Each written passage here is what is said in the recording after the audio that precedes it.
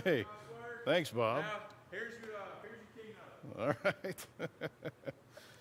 Lots of technical difficulty tonight. You know, I actually had a dream about a week ago that I was at PTP and this very thing happened.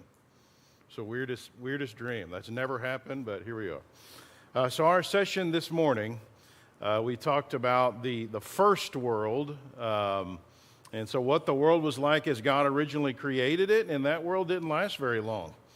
And we can actually even kind of narrow that down. We've got an article on our website that discusses that idea. And so we ended this morning really leading up, straight up to Adam and Eve committing that first sin, and that changed everything. And you read there in chapter 3 about this cursing that God did to the earth. And there's some major potential ramifications as to what that could have meant to the earth, the specifics there, but we don't know what all God did. We knew that there was thorns and thistles they had to start dealing with at that point. There's probably lots of other things.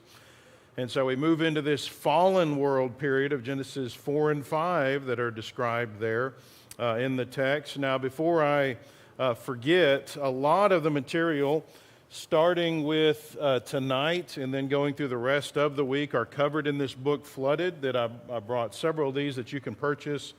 And so I go much more in depth into this material, but it's written on about a 9th grade level, so it's not real heavily technical, so most layman people can plow through this and understand it. And it is has lots of pictures and charts and so forth to make it much easier for you to understand what's going on visually.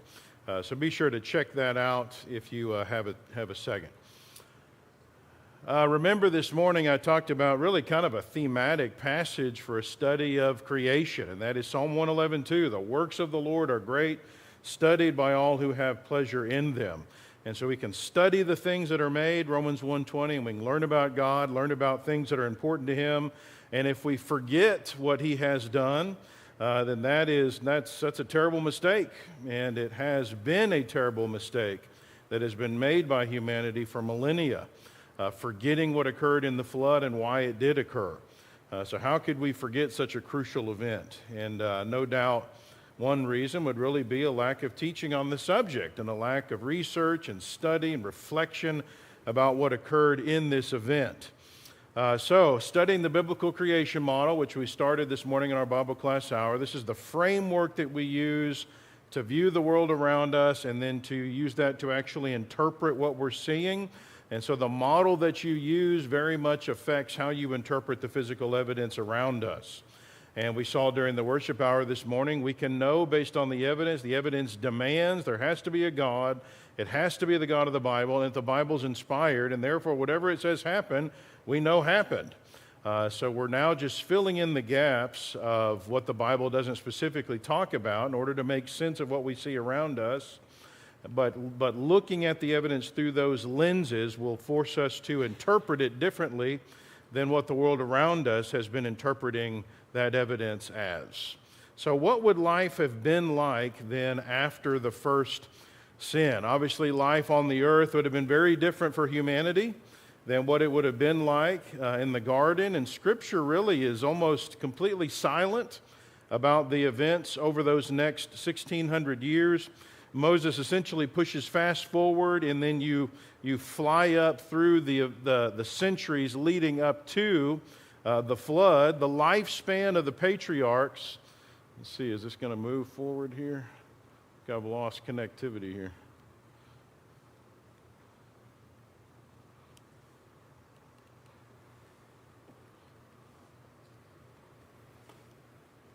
Do I need to aim it more that way? Oh, there we go. There we go. Just everybody hold your breath when that happens. Maybe it'll work. All right, so the lifespan of the patriarchs from Adam to Noah are given there in chapter 5. So you see here in verses 3 through 5, you see some of those. So the Bible, those believers in an old age of the earth, as promoted by modern uniformitarian geology, will oftentimes try to add gaps sometimes. That's just remoted in to that computer in there. Huh, okay. So you're saying that I can use this instead? Or You should be able to. You can actually click it, I think. Maybe not. Well, that's all right. This is working fine. Let's keep rolling. That's good. Whoa. Although whatever you just did something different there. All right. You know what? I don't know if I'm going to be able to. Okay, so this arrow works. All right. Well, now we're getting really complicated. I got a lot of technology going on simultaneously here. All right. So some people will try to add gaps into these genealogies to maybe try to accommodate an old earth. And in response to that, besides the fact that the dating techniques that are used by uniformitarian geologists that argue for an old earth can be easily shown to be terrible assumptions when you go out and look at the actual evidence. And I've got entire sessions just on that subject. But also squeezing in time into history when humans are already on the scene is really not going to help you to make the Bible agree with uniformitarian geology. Because according to the evolutionary mindset, humans aren't around until the very end. So you've got to find time before humans are on the scene in order for it to really help. So you're just not going to get help out of trying to squeeze gaps into these genealogies. But yet over and over through the text, you also see this formula that Moses uses where he has person X lived A years and then had person Y, and then person X lived B years, and then he gives this total, the total lifespan of person X is A plus B.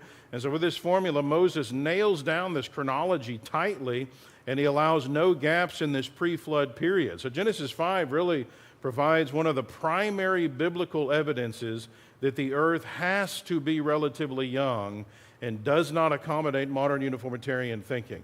If the Bible didn't speak out on this, I wouldn't think we should make a big deal out of it. But the fact that the Bible gives this evidence makes it where we have to take a stand on this idea of the relative age of the earth. Simple math shows us there's around 1,650 years between creation and the flood. In the New Testament, Jude chapter 14 verifies that there can't be gaps there by calling Enoch the seventh from Adam, which lines up with the Genesis 5 genealogies. Now, we can't know the exact number of years because we don't know, for example, that Noah, we know that Noah didn't have Shem on Noah's birthday, and Shem didn't have Arphaxad on Shem's birthday. And so you can't really say that each one of them lived exactly that many years before they had their child. There's a rounding of just a few months there. All right, so potentially a few months being rounded. But assuming the Hebrew text is correct, which is what the bulk of our translations use, then we can be confident that the span of time here between creation and the flood is 1,656 years, give or take about 5 years. This is a chart showing the lifespans of each of those 10 patriarchs from Adam to the flood based on the Hebrew text. And so again, you have about 1,650 years from creation to the flood. And notice that Adam is alive to meet all of the patriarchs except for Noah. Methuselah dies the year of the flood. We don't know if he died in the flood or not, but the numbers line up to where he dies the year of the flood. The average lifespan during this time period, not counting Enoch, remember, who has that special situation where he's taken by God, is 912 years. That's your average. So how in the world are we going to be able to explain that? That's a clue about what life in this pre-flood world would have been like, a world which Peter, remember, describes as having perished. All right, so that world was very different. Okay, how so? How was that world different? Well, first, remember that the land itself was apparently configured differently, possibly being alluded to there in Genesis 1:9, which I talked about this morning. God gathered all of the water together, the text says, into one place, possibly implying the land was gathered separately. And so you've no doubt heard of Pangaea, the supercontinent thought to have existed in the past that combined all of today's continents into one. Now, Alfred Wegener is often mentioned in association with Pangaea and that concept, but it was actually a creationist by the name of Antonio Snyder Pellegrini, who was really one of the very first to suggest that the Earth's continents fit together like big puzzle pieces. And so, in fact, this drawing was something that he made back in 1858. This is several decades before Wagner was even on the scene developing continental drift theory, which is the idea that the continents drift around on the mantle. Snyder Pellegrini believed the biblical flood may have actually been what broke up the supercontinent Pangaea and started moving things around as they are today. Continental drift has now been replaced by plate tectonics, which is the idea that the entire crust of the earth is broken up into big plates, big pieces, including the ocean floor, and they're moving around on top of the mantle. Now, this puzzle piece fit of the continents, that's not the only evidence for Pangaea. Today, scientists can use, for example, GPS readings and determine how fast these plates are moving and the direction they're moving. And so from that movement, geologists can extrapolate backwards and reverse the current trajectory of these plates and get an idea of the continent's locations in the past. And so plate tectonic theory is able to explain why, for example, when the trajectory of these continents is reversed, they then converge and fit together like this big puzzle that Snyder Pellegrini drew. And so plate tectonic theory explains why, when the puzzle is put back together, you have matching rock layers and mountain belts that are actually on different continents today that are separated by oceans. But when the pieces are put back together, these layers and mountain belts go across these pieces. And so there's great evidence for plate tectonic theory. Plate tectonics explains why there's matching fossil distributions that go across these big puzzle pieces, these continents that are now separated, and many other things. So it has great explanatory power, but how do you fit Pangaea with the biblical time frame when the rate of motion that we see today of these plates as we're observing their movement is on the order of centimeters per year, basically as fast as your fingernails grow. And so it would take eons for the continents to get to their current position from their original gathered position. Well, as usual, all these evolutionary naturalistic theories are based on bad assumptions that they're starting with. In this case, what we call uniformitarianism. And this is the idea that whatever you see going on today in geology, you assume it's always gone on like that. And so any kind of rates you see today, the movement of these plates, canyon erosion, the accumulation of sediment, lake varves, ice cores, whatever you see going on today in geology, you assume it's always gone on in that same basic way throughout time. There never has been cataclysmic world-shaking events that we don't witness today, and so therefore they never happened. If you don't see it happening today, you assume it never happened. And so if the continents have been moving apart centimeters per year, they must have always moved that slow, and therefore it must have taken eons for the continents to fit together in this pattern.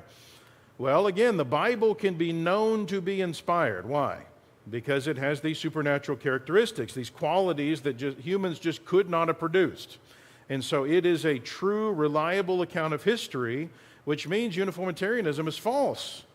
Catastrophism is true, because we know the flood happened. It affected the whole earth. And so the geologic effects of global catastrophe like that has to be considered in how you interpret the evidence. If it could play a role, for example, in plate movement, you got to take that into account. So we're going to look at really what's going on in the flood in another session, but our objective at this point is to consider the implications of this scientific evidence with regard to what we then can learn about the pre-flood world. And what we see is that the earth was very different. And in fact, there's evidence that there was a supercontinent before Pangaea. And so when you piece Pangaea back together, we find, for example, that the Appalachian Mountains of the eastern U.S. continue on up into Europe and become the Caledonian Mountains whenever Pangaea is put back together.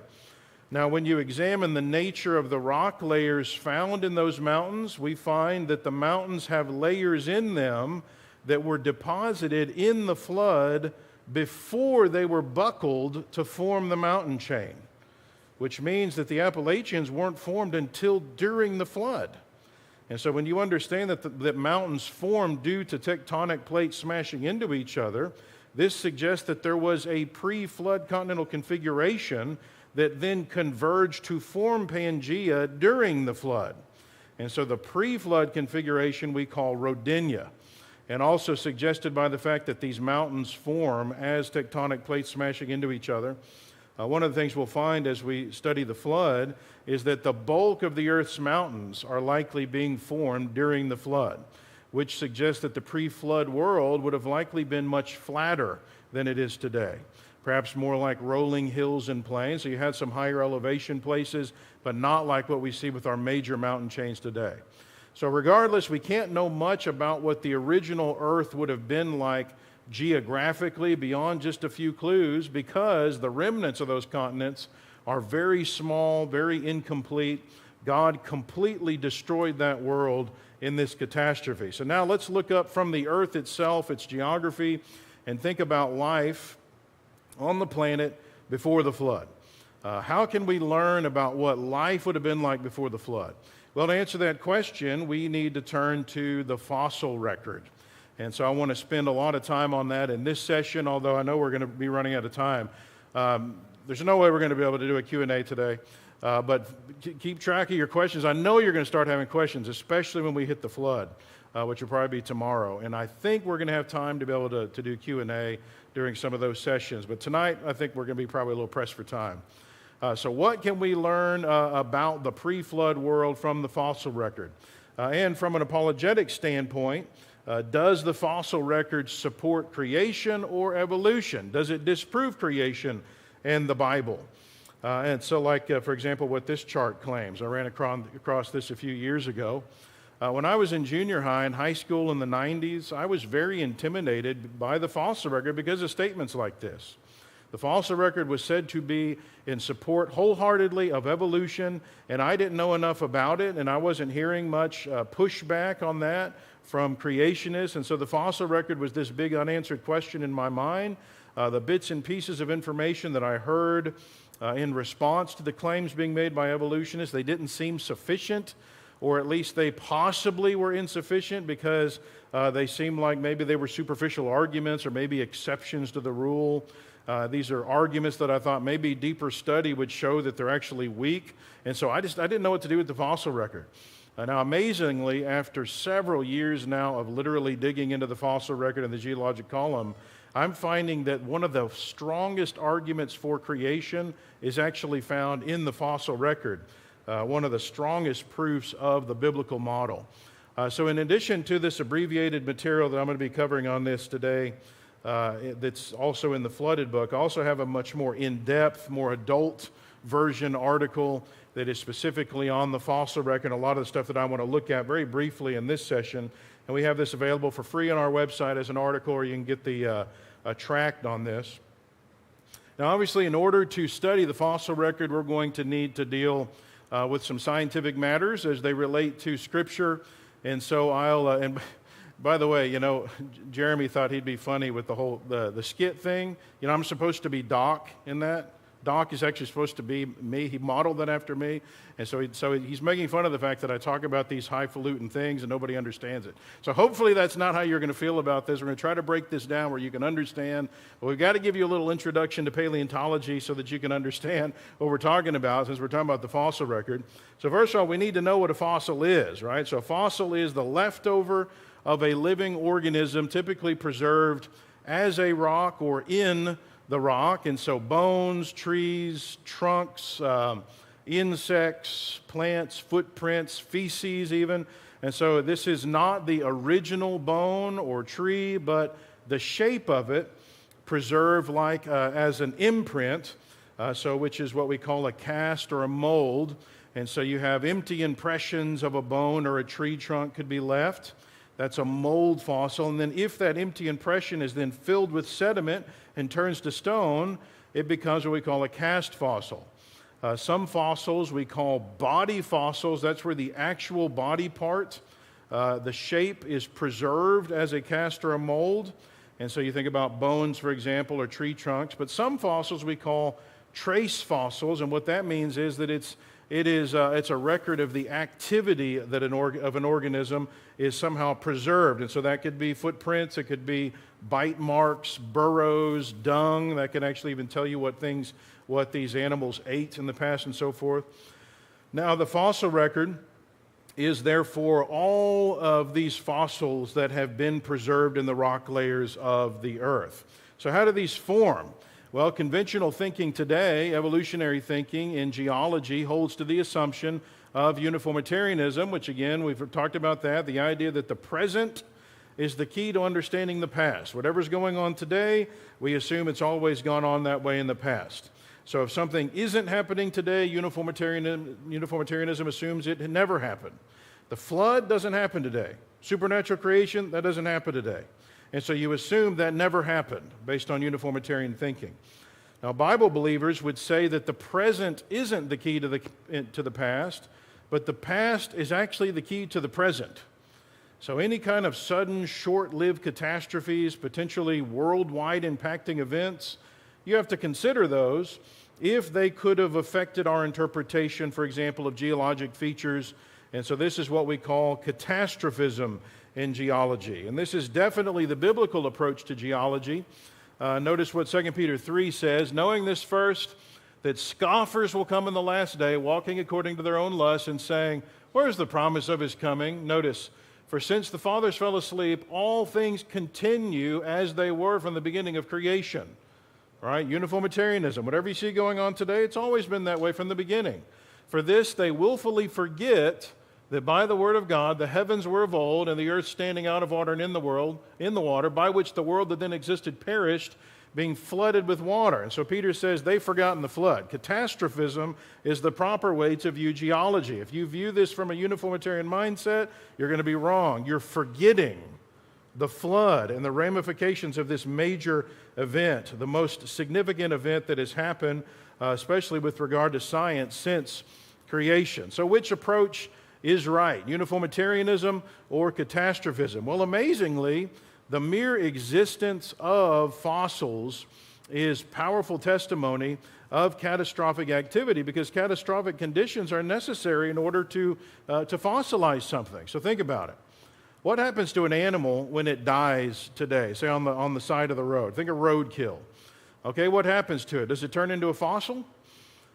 No, it decays. It's eaten by insects and scavengers. It doesn't fossilize. So think about footprints that you make in the mud or the sand. So here's your trace type fossils. What happens to your footprints? Well, they don't turn into a fossil.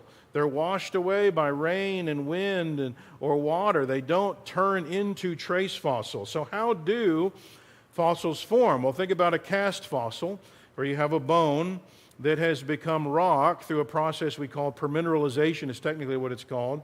In order for that to happen, a creature or a bone has to be quickly buried by something like mud or lava or tar. It has to be buried deep enough and thoroughly enough that is protected from most water, oxygen, scavengers, microorganisms that would tend to break it down. The fleshy parts of the organism then decay and dissolve over time, but the harder parts, like bone and teeth, they decay more slowly. And in fact, they decay slowly enough that as the bone that is left decays and dissolves and water continues to seep through the ground and wash away that part that got dissolved, the tiny spaces that are left get filled with the minerals that were in the water. And so the bone is gradually being replaced with minerals, and a copy of the bone shape is made and then left in place of the original bone, eventually to be uncovered by erosion or excavation. So notice, catastrophic burial, rapid burial by a lot of material, burying something completely and burying it deeply, is necessary to fossilize something. The fossil record itself is evidence of major catastrophism in the past, contrary to the idea that slow and gradual uniform processes form the earth over millions of years. Now, scientists used to argue that the fossilization process takes thousands or millions of years to accomplish. We now have empirical evidence that disproves that idea.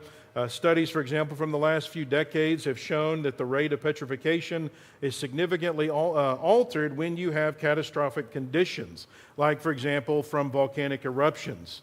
And just as a couple examples of studies for the past few years, this was actually back in 2004. 5 Japanese scientists published their research in a secular journal called Sedimentary Geology. and they were studying some mineral-rich acidic water from the explosion crater of the Tateyama volcano in central Japan. Water runs over the edge of this volcano as a waterfall, and some wood had fallen in the path of this mineral-rich water, and they found this wood had to have been petrified within 36 years. And so they decided to conduct further experiments and found that silica petrification could occur in only 7 years. Also, the same year in 2004, a paper was published on the rapid silicification of plants that were found at Yellowstone. Within 11 months, the plants were found to have already had enough silicification that the plant tissue had been stabilized against collapse and the plant structure was already replicated. So again, catastrophic conditions make fossils, and it makes them fast. And the flood would have been the perfect setting for that type of rapid fossilization. Mudslides, lava flows would have been abundant as this going on, and so sediment accumulation would have been accelerated, allowing for quicker and deeper deposits, and permineralization would have been rapid. Now, in the Bill Nye Ken Ham debate back in 2014, Bill Nye, the pseudoscience guy, squared off against creationist Ken Ham, who's the CEO of Answers in Genesis up in Kentucky, who developed the Ark Encounter in the Creation Museum in northern Kentucky. And one of the points that Bill Nye brought up several times had to do with this idea of predictions in science. Here's what he said. So far, Mr. Ham and his worldview, the creation model, does not have this capability. It cannot make predictions and show results. The big thing I want from you, Mr. Ham, is can you come up with something that you can predict? Do you have a creation model that predicts something that will happen in nature? So what's he talking about? This isn't talking about predictive prophecy like what prophets are doing in the Bible.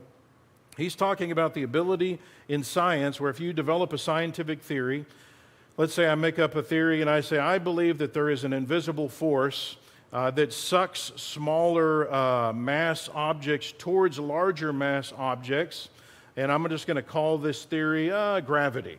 Okay, so I can then make predictions based on my theory. I can say, okay, if I'm right, then if I was to take this remote, I should be able to drop it, and it's going to get sucked towards the earth because the earth is a much larger mass.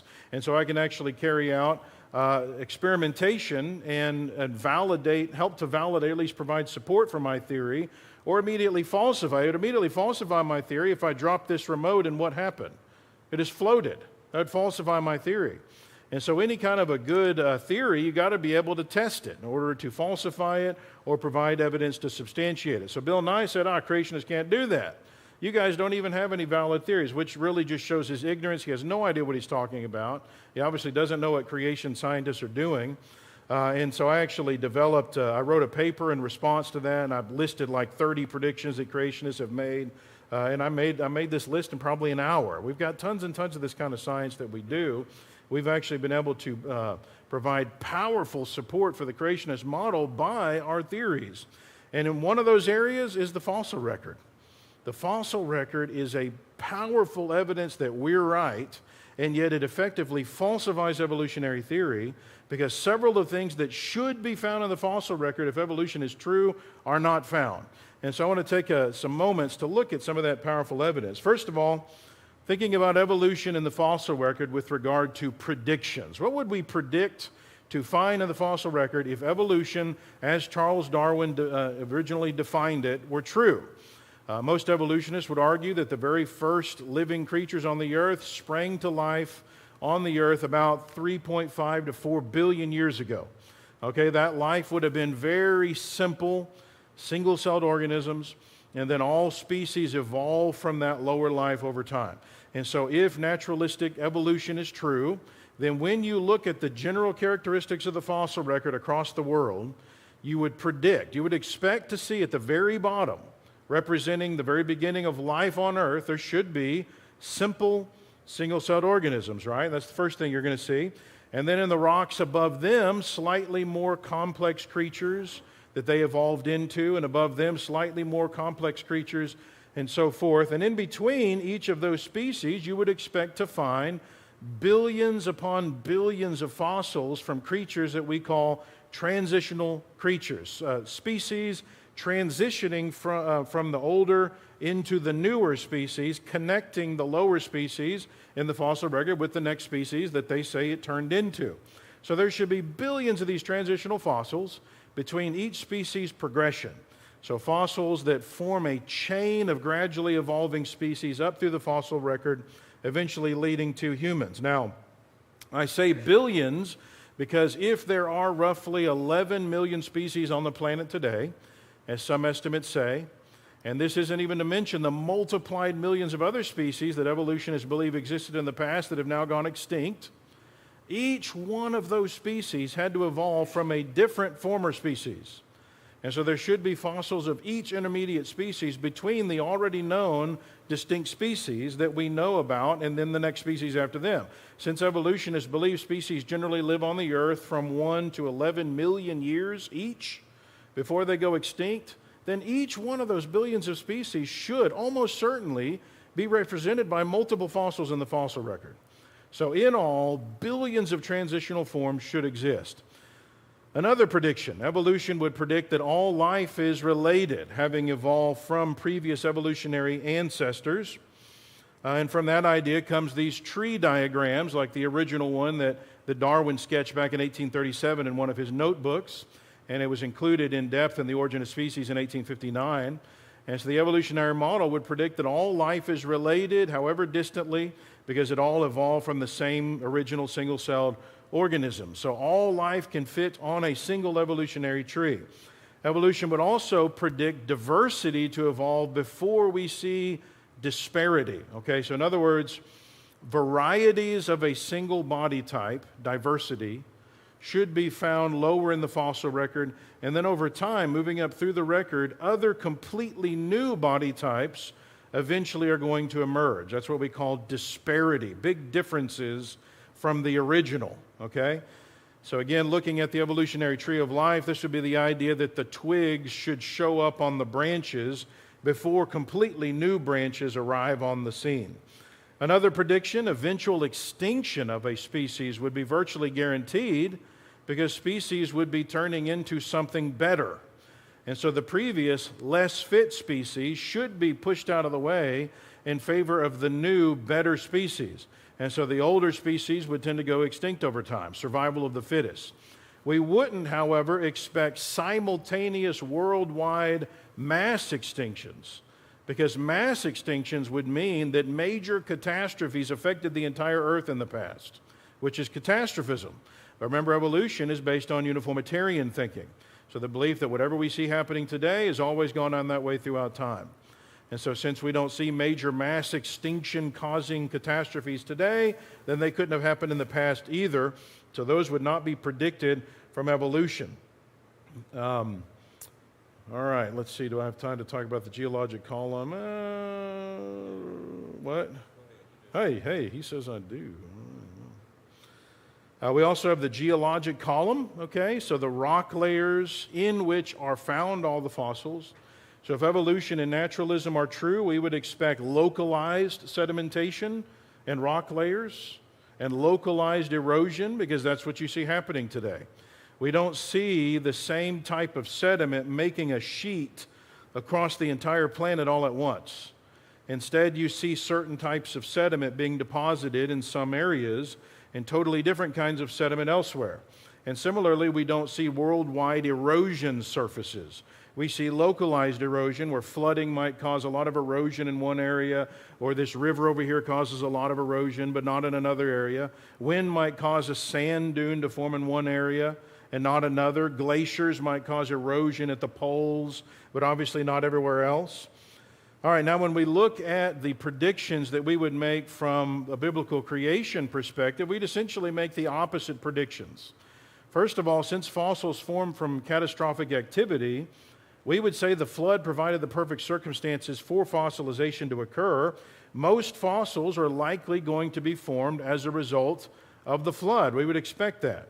The pre-flood rock layers, however, probably wouldn't have much fossilization, because much of the catastrophic activity that forms fossils, volcanoes, flooding, hurricanes, are a result of what occurred in the flood. That's what really starts a lot of that occurring. But then starting at the flood layers, you would expect evidences of worldwide catastrophic burial, and in those layers you'd expect an explosion of already fully formed creatures without any evolutionary history, so no transitional forms.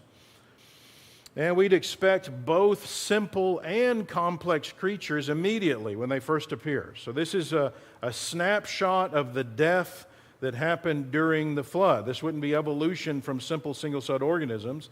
Now, while evolution would predict diversity before disparity, the creation model would expect the opposite.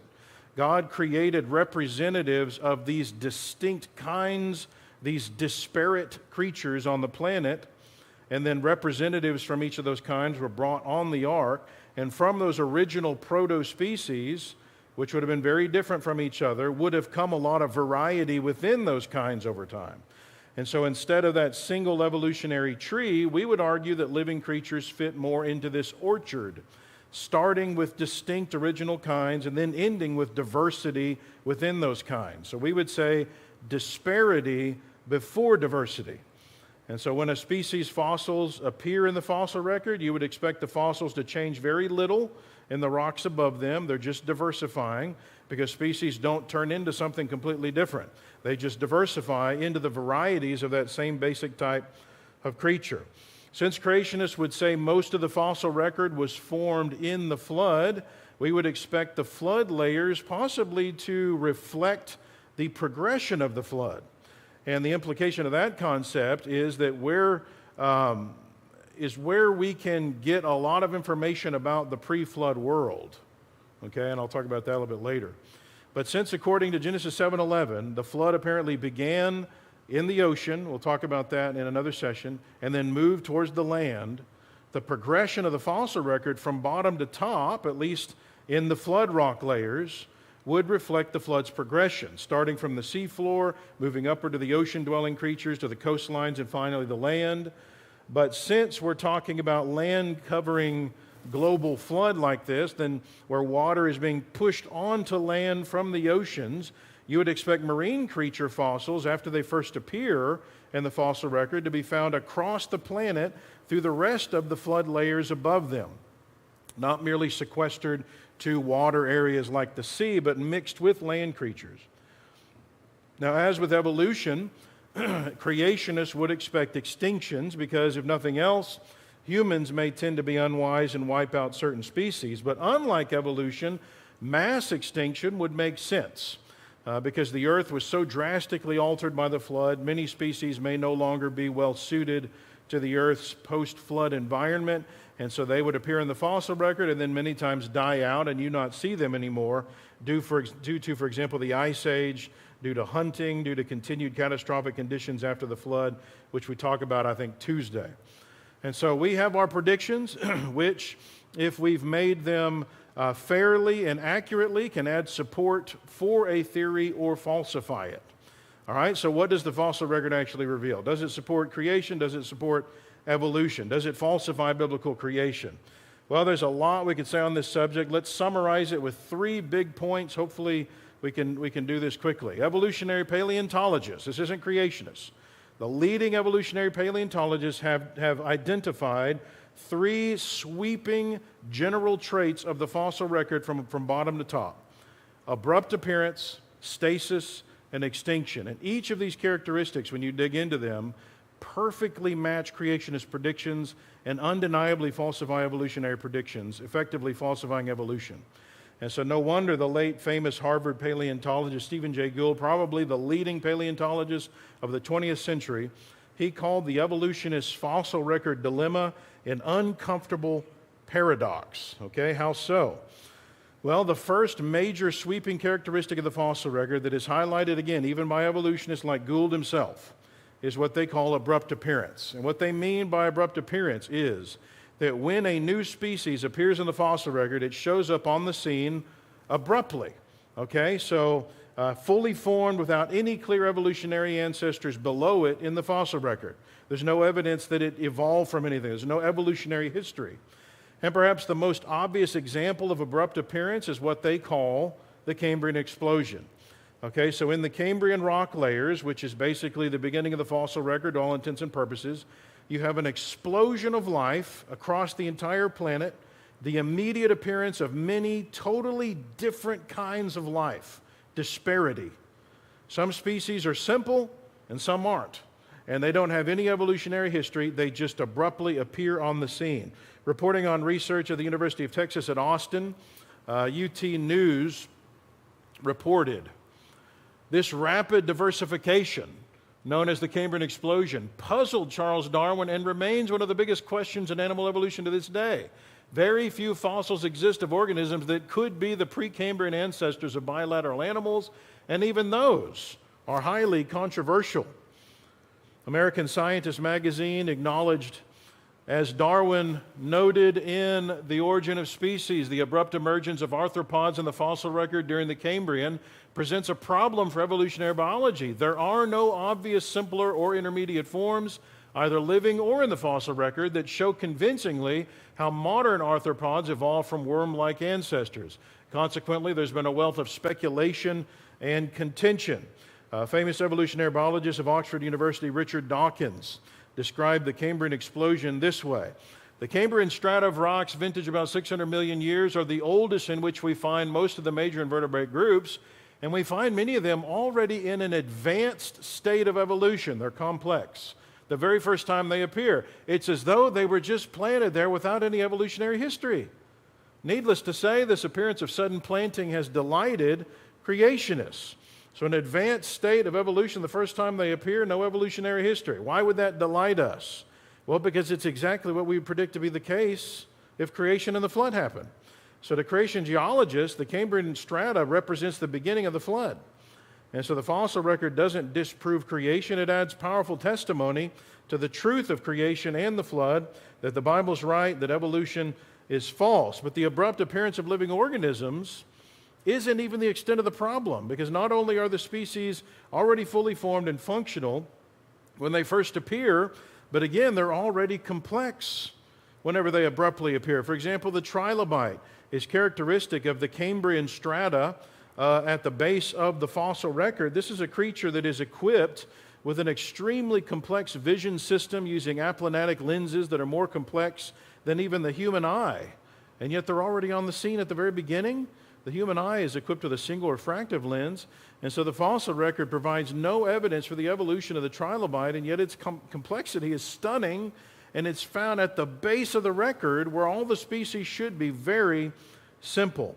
So complexity at the very beginning of the fossil record, this is a falsification of a fundamental evolutionary prediction. But once again, it coincides perfectly with what we would predict to be the case. Remember also that evolution would predict that diversity would precede disparity in the fossil record. In other words, varieties of a single body type, diversity, should be found in the fossil record at the base. And over time, finally moving up through the record, it changes enough where you get disparity. And so again, we call to mind the evolutionary tree of life as compared to the biblical orchard. Well, again, the fossil record once again supports the creationist contention, looking broadly at all species and thinking about classification. Biologists have pinpointed a few dozen distinct phyla, okay? This is the level of organisms in our classification that is used to group organisms based on their basic body plan. And so they think that there are 27 of these distinct phyla that are represented in the fossil record, 27 distinct body plans, and of those 27 phyla, roughly 20 appear abruptly at the base of the fossil record during the Cambrian explosion, with no evolutionary ancestors below them. So immense disparity right off the bat. And then variety, that is species diversity within those phyla, doesn't show up until higher in the fossil record, just as we would predict to be the case, disparity before diversity.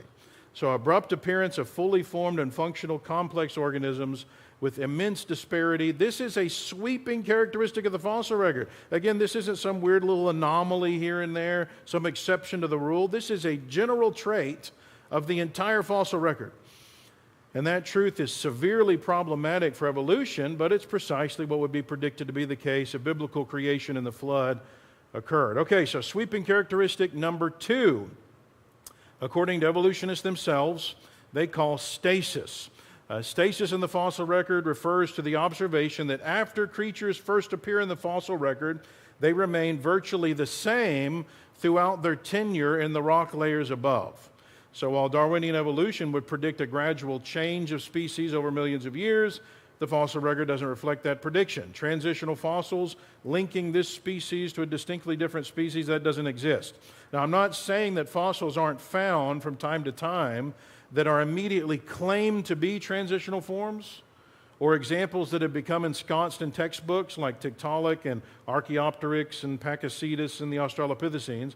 The problem is that all of them, without exception, are debatable and are heavily debated and contested even among the evolutionary community themselves, not just us. Because these fossil finds are very fragmentary and they often fall within the range of variety found within already established species, rather than being representatives of some new species. And because other fossil finds come about in time which almost inevitably disprove the first interpretation of the fossil that they thought was a transitional form. So no wonder Gould long ago admitted that evolutionists have no direct evidence for smooth transitions. Darwinian evolution predicts gradual smooth transitions from species to species, which should be documented through these transitional forms, these missing links, and yet the fossil record doesn't verify that prediction, it falsifies it. Notice what he said.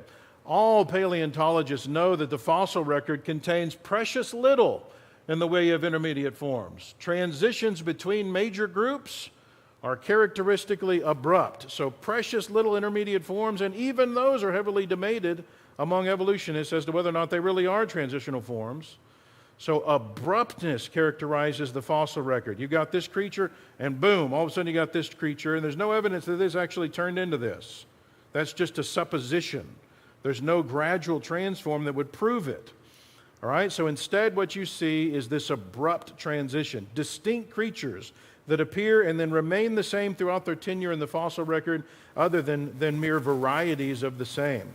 Writing in Paleobiology, he explained in apparent exasperation. He said, the absence of fossil evidence for intermediary stages between major transitions in organic design, all right? So, in other words, the absence of evidence that this creature changed into something very different over here, indeed, our inability, even in our imagination, to construct functioner intermediates, in many cases, has been a persistent and nagging problem for gradualistic accounts of evolution. So an absence of fossilized species that should provide a bridge between these major transitions, the distinct types of creatures. We can't even construct in our imaginations what the species would have looked like, he says.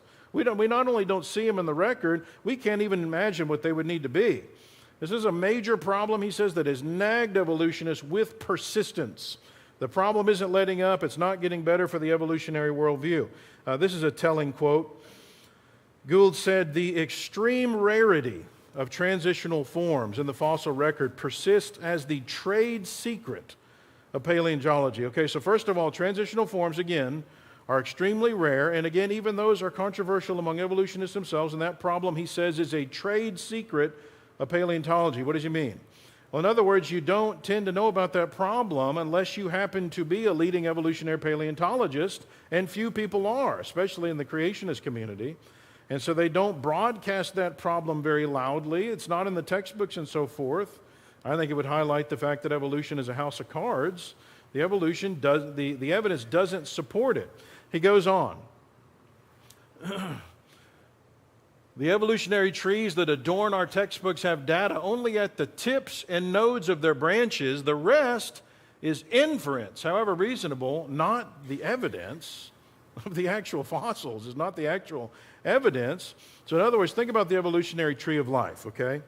The actual fossil evidence tells us only what's at the tips and the nodes between the branches, not any of the species between those distinct species that should exist that prove that the nodes turned into the branches.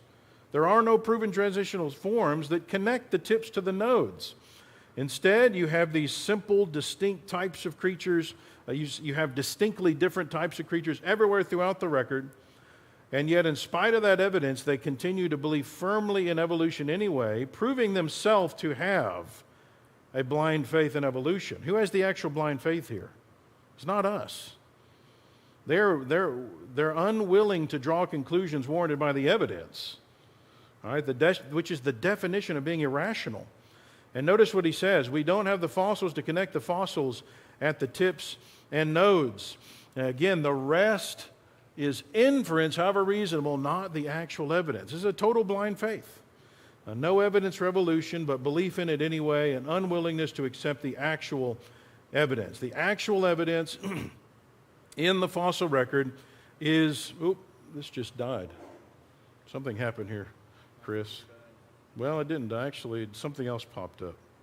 Sound room, PowerPoint. I'm giving it to you. I don't know. What does that do? I don't know. It's the Murphy's Law. It's not a theory. It's a law.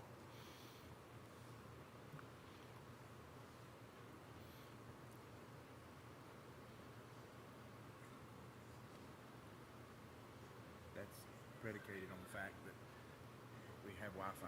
For whatever reason, now the Wi-Fi went offline. Okay. Can you just click it? I can. Let's see. What slide are we in? Can you go to my slide? I think it's 47 back in what we were doing before.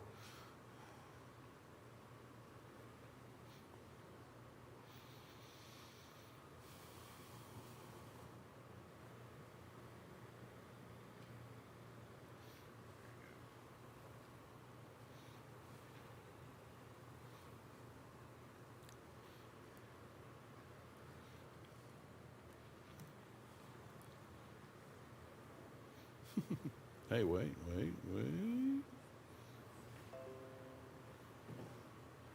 Wi-Fi was Come back in. What is, let's see. Where were we?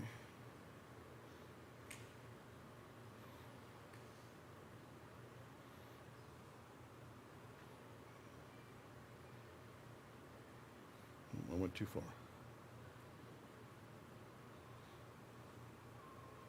Okay. I think this is where we're. Okay. Continuing. I think. So the actual evidence in the fossil record is stasis, characteristic number 2. Fossils appear in the fossil record, and then the fossils of that species remain the same throughout their tenure in the fossil record. Recall that phylum is higher up in the chain in categorization of species, and it represents, remember, the various groups of creatures that share the same basic body plan, and obviously evolution requires that there be evolution between phyla. So one type of body plan has to be able to evolve into another type of body plan in order for there to be so many body plans now on the planet.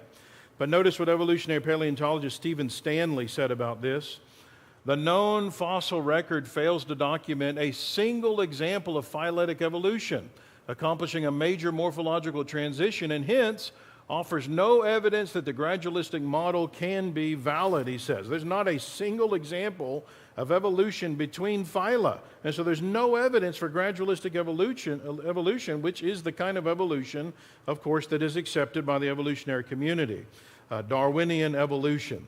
Evolutionary anthropologist and emeritus professor at the University of Oxford, Robert Barnes, he acknowledged that the fossil record tells us almost nothing about the evolutionary origin of phyla and classes. Intermediate forms are non-existent, undiscovered, or not recognized, he said. And so clear is the lack of evidence of evolutionary transition in the fossil record that evolutionary zoologist of Oxford, Mark Ridley, he went so far as to say no real evolutionist, whether gradualistic or punctuationist, uses the fossil record as evidence in favor of the theory of evolution as opposed to special creation, right? If you're a real evolutionist, you don't actually try to use the fossil record to prove evolution. If you do, you're going to lose in a debate against a creationist. So the lack of transitional fossils, this isn't a new problem. It's been around from the beginning of Darwinian evolution, but been ignored. Charles Darwin saw the problem back in the 1800s when he was developing his theory. In The Origin of Species, he said, the number of intermediate varieties which have formerly existed must be truly enormous. Why then is not every geological formation and every stratum full of such intermediate links? Geology assuredly does not reveal any such finely graduated organic chain, and this perhaps is the most obvious and serious objection which can be argued against this theory. The explanation lies, I believe, in the extreme imperfection of the geologic column.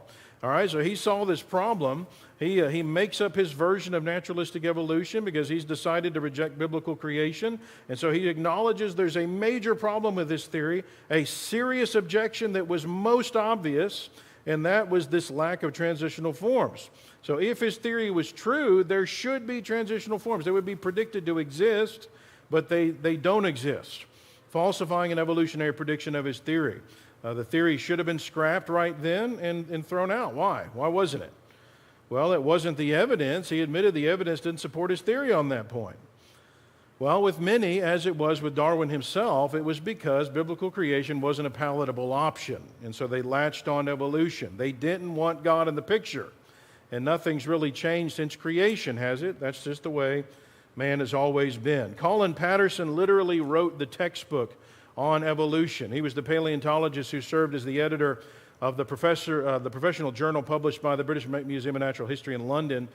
Somebody wrote in a letter and said, hey, how come you didn't include any examples of transitional forms in your book, in your evolution book? And he said, I fully agree with your comments on the lack of direct illustration of evolutionary transitions in my book. If I knew of any, fossil or living, I would certainly have included them, yet Gould and the American Museum people are hard to contradict when they say there are no transitional fossils. I'll lay it on the line. There is not one such fossil for which one could make a watertight argument.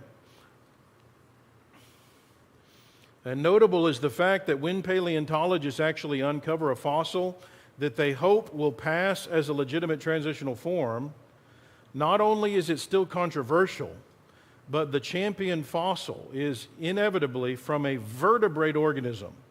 Okay, this is a creature with a backbone. Where are the invertebrate transitional forms? This is significant. Vertebrate fossils comprise roughly 0.0125% of the fossil record, way less than 1%. And so if this graduated cylinder represents the fossil record, vertebrate fossils will be represented by about one droplet in the cylinder. They're virtually irrelevant indicators of whether or not evolution actually happened. Since well over 99.9% of the fossil record is made up of invertebrate fossils, because they fossilize so much more easily, you would expect that if evolution happened, transitional fossils would be all over the place among the invertebrates proving it.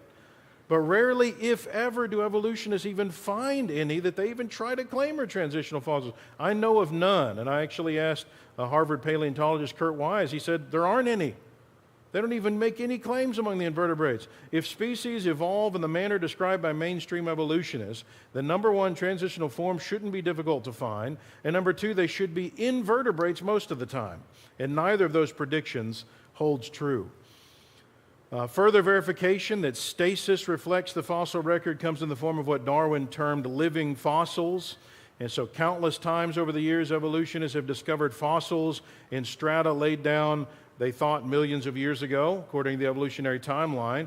And then they thought they were extinct because all of a sudden they disappear, presumably from having evolved into something else, and that previous form was pushed out. So according to evolution, species are the result of descent with modification from other species.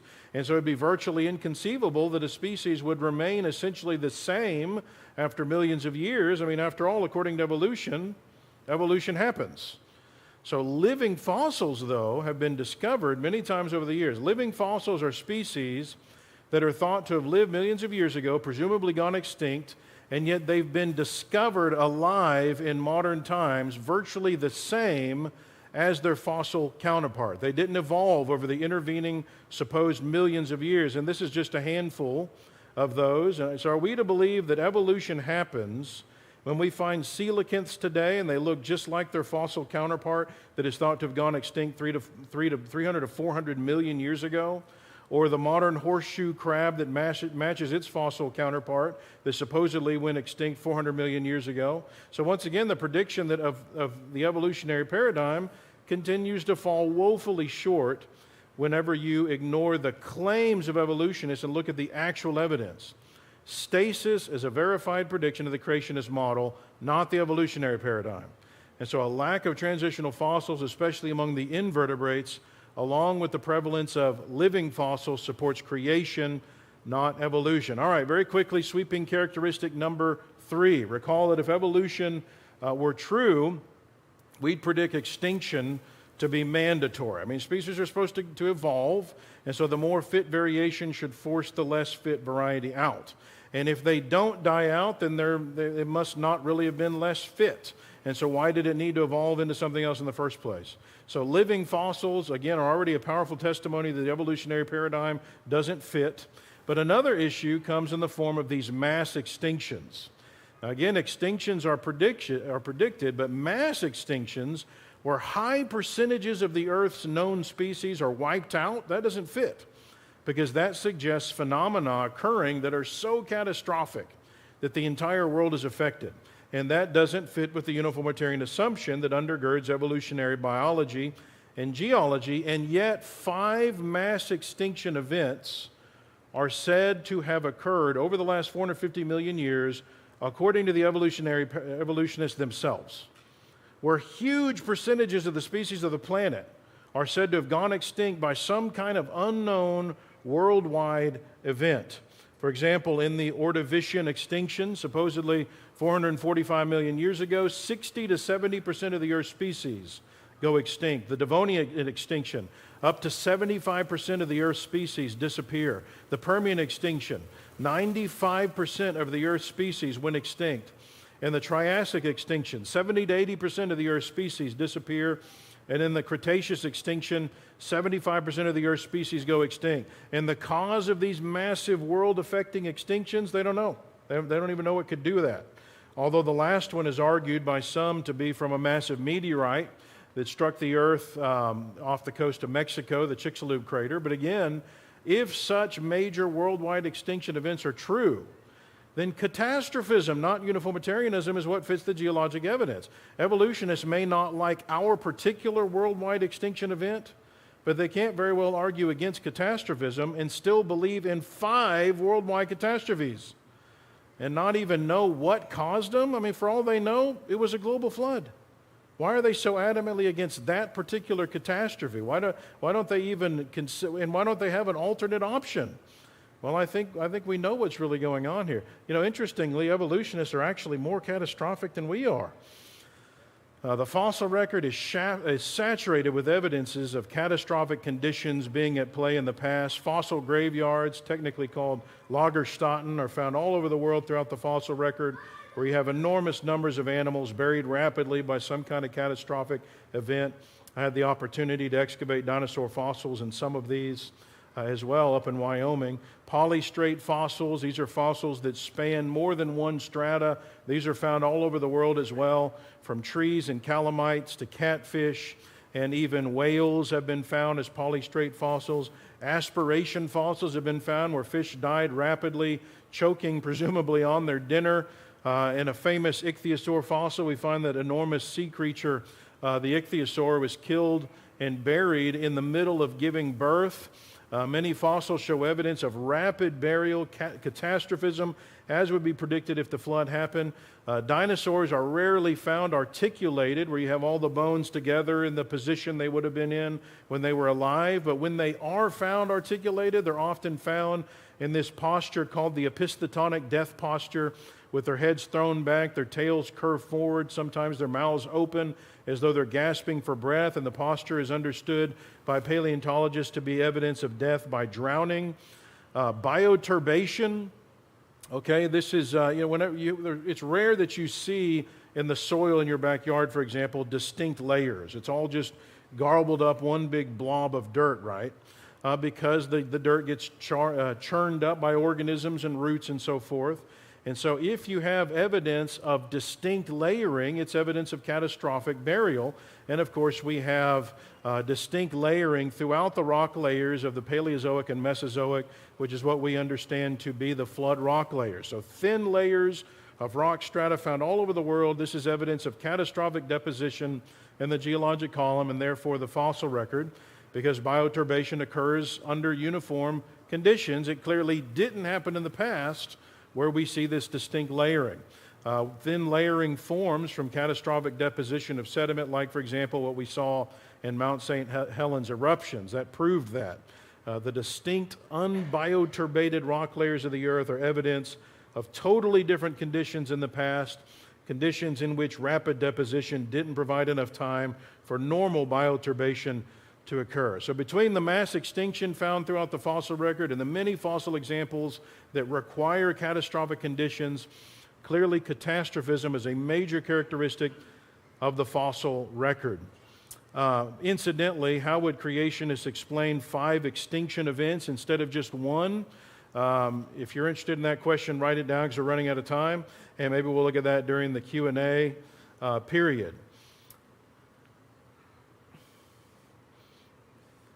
So incidentally then, the flood is these rock layers here, what we call the Mesozoic and Paleozoic rock layers, is what we believe to be the flood layers. This is the sediment being deposited when the flood occurred. And what we see is the flood begins in the Cambrian, and as you'd expect, ocean floor creatures get wiped out. And then as it progresses toward the coast, you see fish show up, and then you start seeing amphibians, then reptiles, because those are along the coastline. And then it starts moving further inward, starts picking up the dinosaurs, starts picking up some of the birds, some of the smaller mammals. And so the progression that we see in the fossil record actually fits exactly what we would expect from a creationist perspective. The fossil record is not a record of life over billions of years. It's a record of death by habitat in the biblical global flood. All right, so much more we could say about this, but we're out of time, I know, but thanks for giving me a little bit more time, Chris. I appreciate that.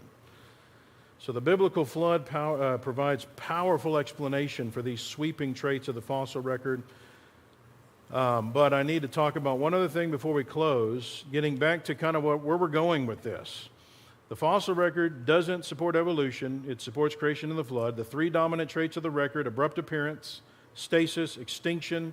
Each of these are exactly what we would expect if creation and the flood happened.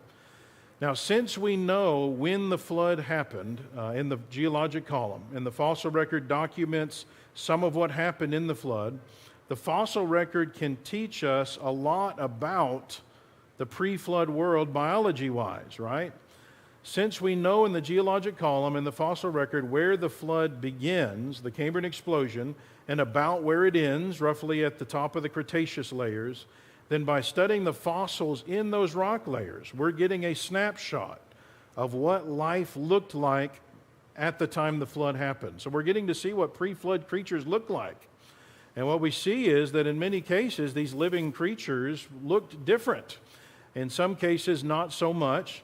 Regarding plants, we find that plants were abundant and grew to be large and lush in the pre-flood world. The trees of petrified forest, for example, out in northeast Arizona, are trees thought to have been formed from the pre-flood world that were then torn up and carried, buried where they are now, and then petrified rapidly due to the flood, and then eroded. The material around it eroded over time. The immense coal deposits found in flood layers highlights how lush the pre-flood world was and how many plants there were. The rock layers in the flood seem to indicate higher levels of oxygen in the pre-flood world. Recall the enormous fruit still growing in Palestine a few centuries after the flood, where 2 Israelite men had to carry a cluster of grapes on a pole between them. So that kind of thing was probably not unusual in the pre-flood world. The large reptiles of the pre-flood era, of course, are your dinosaurs, like this Brachiosaurus they had on display at the British Museum of Natural History in London, and I'm standing beside him down there for scale. Here's a Plesiosaurus, a marine reptile. Again, see me there for scale. Insects were huge. We have fossil evidence of these dragonfly-like creatures with wingspans of over 2 feet. The Meganeura, also millipedes. I think you better run if you see one of these guys, because they were up to 7.5 feet long. The Arthropleura. Today we've got 21% oxygen to the atmosphere. There's evidence that it was as high as 35% in the pre-flood world. So all of these things we can learn about the pre-flood world by studying the fossil record in the geologic column. There's some things we can learn about humans as well. We know from Genesis 4 that they were intelligent from the beginning. They're already building cities, inventing musical instruments, doing farming and working with cattle. and even working with bronze and iron all before the flood happened. You read that there in Genesis 4. So the possibility of steel is even possible by the time the flood happens. You don't typically think about it, but it's very possible that they had metal screws and bolts and so forth they could have used on the ark. We can learn about their appearance, the human appearance to some extent, because while the entire human habitat is absent in the flood layers, it was completely destroyed apparently, along with most of the larger mammals and the angiosperm plants.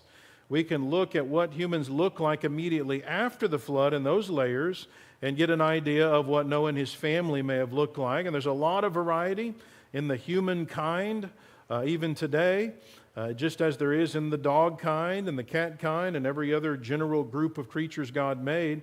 Evolutionists tend to try to give new species names to different groups that share similarities, even if they're just slightly different from another variety that we would say actually fits within the same general kind that Moses is referring to. And so it is with Homo erectus and Homo demonesi, for example. Statistical and biological studies by creationists have revealed that Homo erectus, as well as Homo heidelbergensis, you'll hear some of these names out there by evolutionists, but really any of the creatures that start with the word Homo erectus, Homo demonesi, Homo heidelbergensis, Homo possibly even the floresiensis, all of that may fit within just the basic humankind.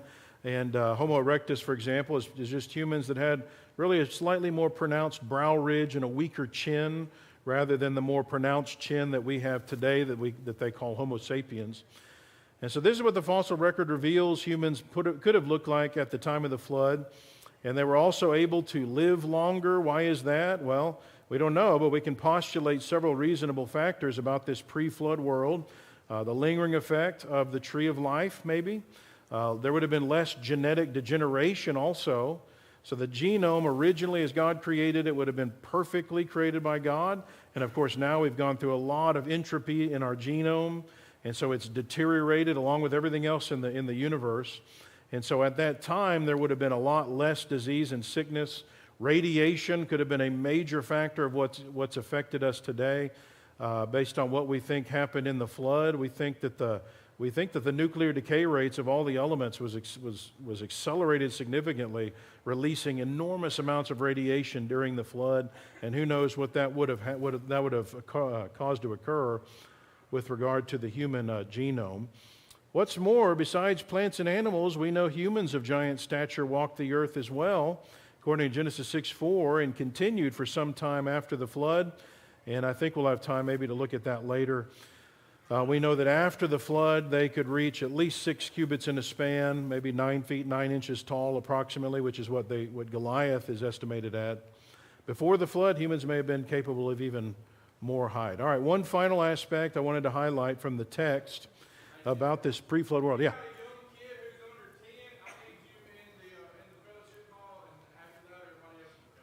All right.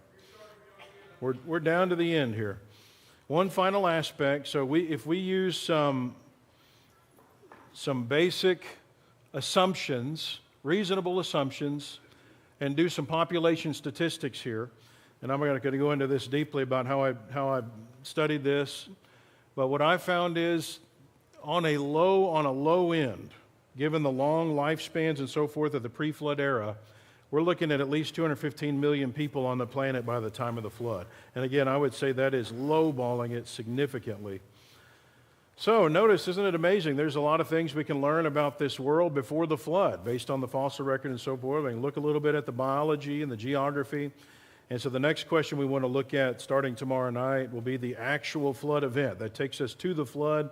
And I think you'll be blown away by how much information we can learn about that, not just from the text, but also what creation scientists are now believing occurred in that event. So be sure to be here for that.